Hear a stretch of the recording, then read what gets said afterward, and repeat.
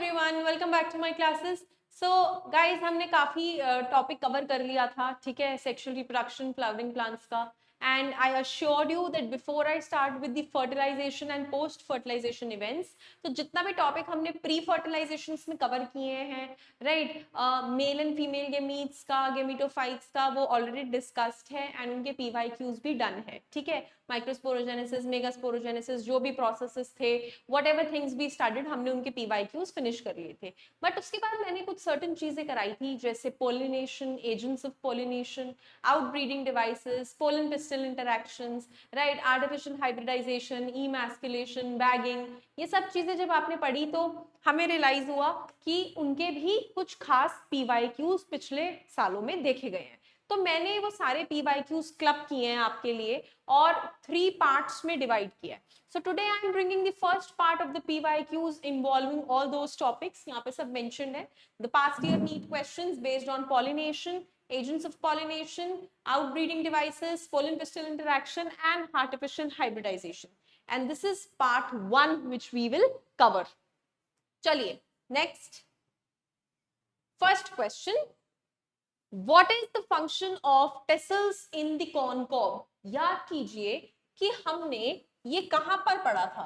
Where did we read about the tassels in the corn cob? So if you go and watch my previous videos, I had made a video on agents of pollination and wind pollination.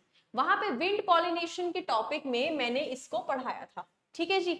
तो हमने पढ़ा था कि वहां पे जो corn cob के जितने भी ये टेसल्स होते हैं ना, you can see the image of corn at the side, ठीक है। These all what do they help in, करते क्या है ये, ठीक है। They are basically formed to trap the pollen grains, वो पोलन ग्रेन्स को ट्रैप करने के लिए एसेंशियल होते हैं, ठीक है जी।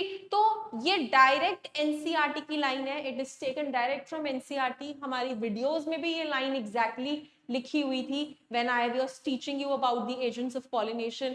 You can go and check out wind and water pollination, वहां पे आपको इसके बारे में डिटेल्स मिलेगा। And based on that only इस क्वेश्चन का आंसर आएगा टू ट्रैप पोलन ग्रेन्स, ठीक है जी। So this was the question which was asked in NEET 2023 directly from NCERT.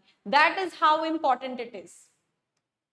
Second, given below are the two statements, दो statements दी गई हैं। Statement 1, Clistogamous flowers are invariably autogamous.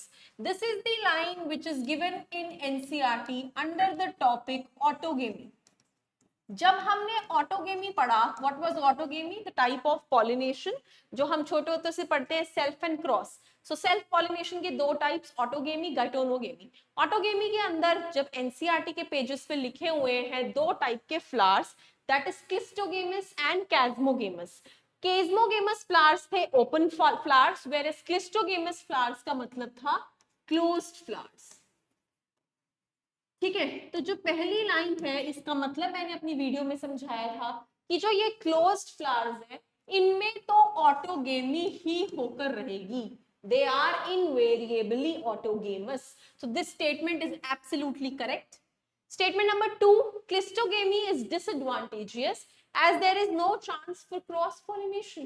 Yes, obviously कोई cross pollination का chance ही नहीं है क्योंकि flower खुल ही नहीं रहा, तो आउटर से कहीं एक्सपोजर ही नहीं है, ठीक है जी। ये क्वेश्चन नीट 2022 में पूछा गया था और दोनों लाइंस डायरेक्ट एनसीईआरटी से उठाई गई हैं, ऑटोगेमी टॉपिक के अंदर आपको मिलेंगी। So both statement 1 and 2 are correct, the answer is D. You can see I have written the topic as well, that is autogamy, from which this question has been asked. Next, all of those who are seeing the video and wondering कि कितने questions होंगे इसमें, let me tell you, each part I have divided 10 questions each. So don't worry, छोटी सी video फटाफट खत्म हो जाएगी। Identify the incorrect statement related to pollination. Pollination के with respect हमें incorrect statement जाननी है।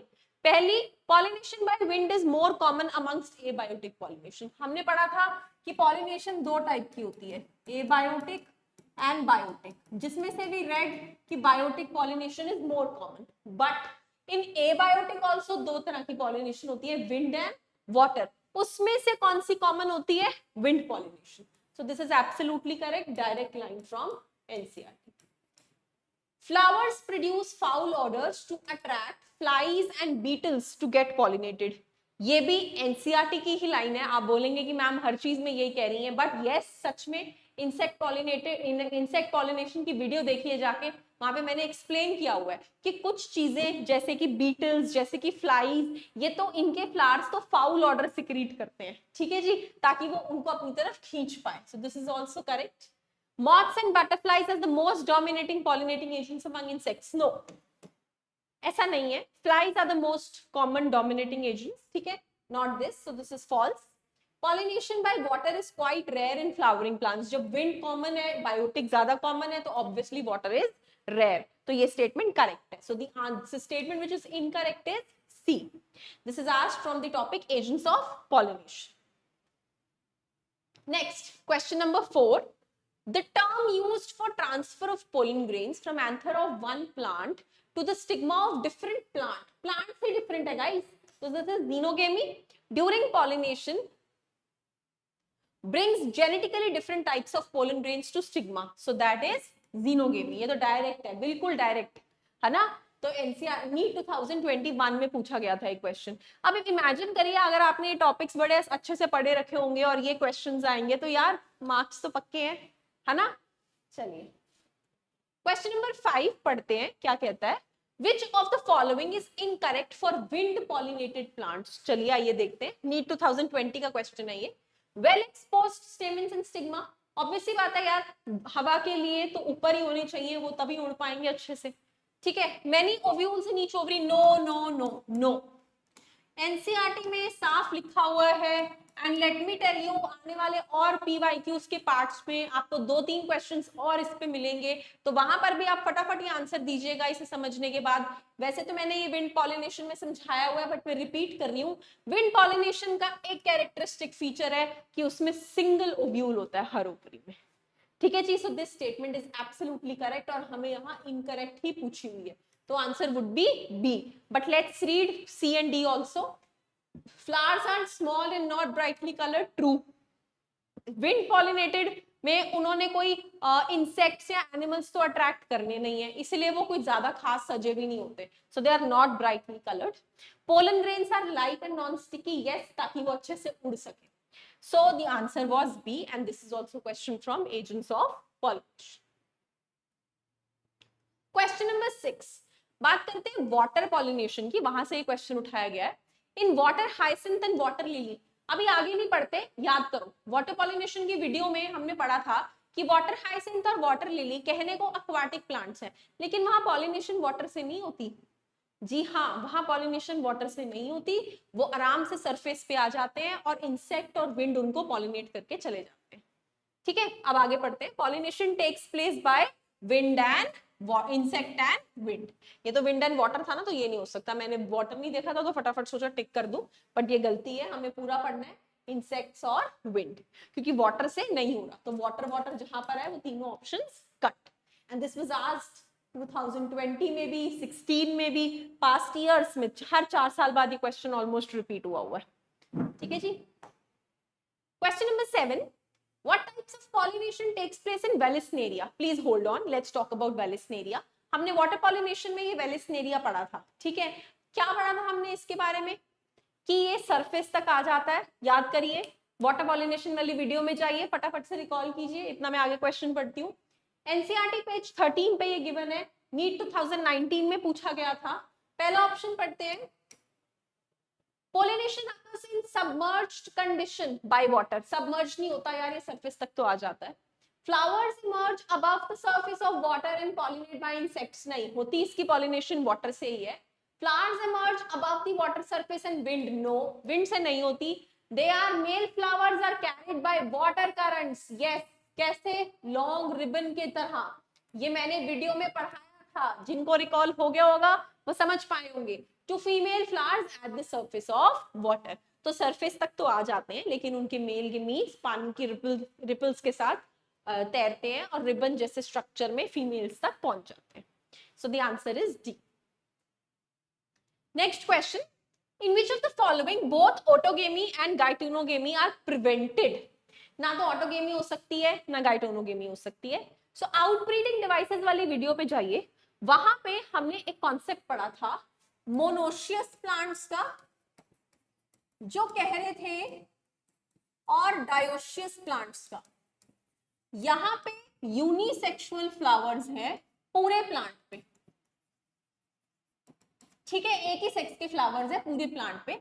यहाँ पे यूनिसेक्सुअल फ्लावर है लेकिन मेल एंड फीमेल दोनों है एक ही प्लांट पे, मतलब प्लांट पे मेल फ्लावर्स भी हैं फीमेल फ्लावर्स भी हैं, लेकिन डायोशियस प्लांट्स में सिर्फ और सिर्फ एक ही जेंडर के प्लांट्स होते हैं।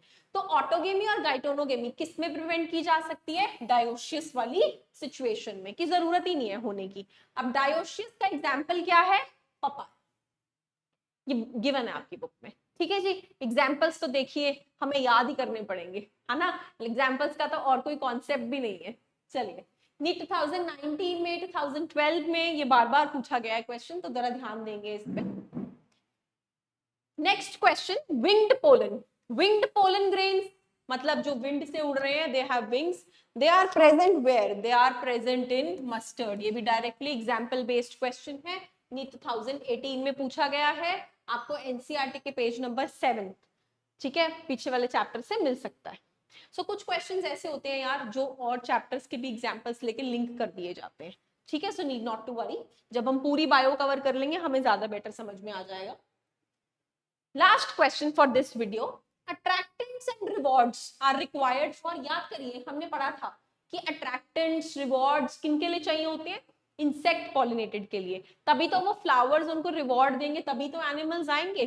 तो इंसेक्ट पॉलिनेटेड जो कंडीशन होती है उसको बोलते हैं बेटा एंटोमोफिली। ये नाम लिख लीजिए, इंसेक्ट पॉलिनेशन को एंटोमोफिली के नाम से जाना जाता है। एनसीईआरटी नीट 2017 में पूछा गया ये क्वेश्चन था, ठीक है यार। अब ना एक्चुअली रैशनलाइज होने के बाद काफी चीजें एनसीईआरटी से कट गई हैं, तो ये वर्ड्स रिमूव हो गए हैं, but this is a very general thing, तो आप याद रख सकते हैं। मैंने भी 4-5 क्वेश्चंस ओमिट करे क्योंकि वो पहले पूछे जाते थे, आजकल नहीं, सो बट दैट्स फाइन, ठीक है जी। एंटोमोफिली, इंसेक्ट पॉलिनेशन के लिए ये टर्म यूज करा गया, term used for insect pollination, क्योंकि हमें रिवॉर्ड्स तो उसी में चाहिए होते हैं, ठीक है जी। That's all for PYQ part 1 video. Please stay with me and update, and you will get the next video on PYQ 2 carrying another set of 10 questions based on same topics. Thank you very much.